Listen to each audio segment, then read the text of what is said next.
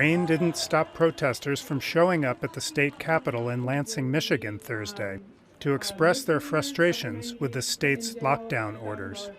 We have a right to make a living. Remember, where did that go? You know, like they can't just tell us we can't go to work anymore.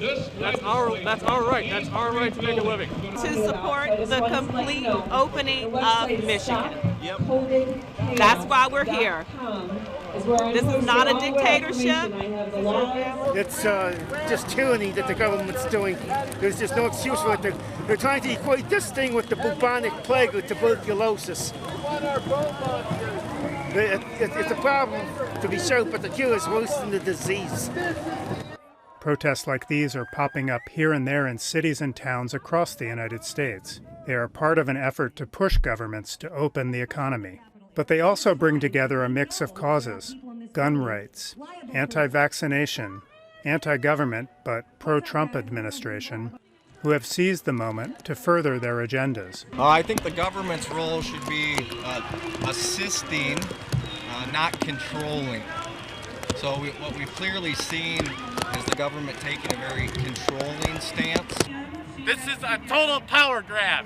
This is the biggest wealth transfer this world has ever seen. And half these deaths aren't even real. I mean, I get people are dying, but half these deaths are not even real. Many cast the government restrictions as a curtailment on their liberty and express their mistrust with information they hear about the virus. These messages have been amplified by well-funded right-wing groups who are supporting the protesters in various ways, says Lisa Graves, who studies political movements.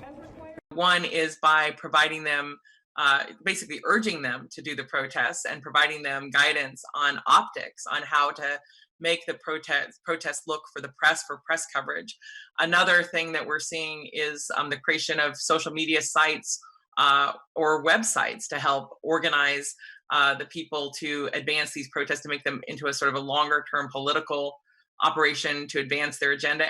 They have really been something that people can't stop watching because it's just so shocking to many people to see people coming out armed to their state capitals.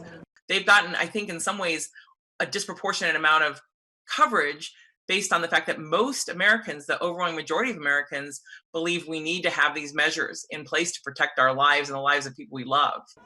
Counter-protesters have also attended the events, most notably healthcare workers wearing face masks. John Ross felt compelled to attend Thursday's rally because he was upset about seeing guns in the Capitol. I am not against gun rights, but there's no reason for it.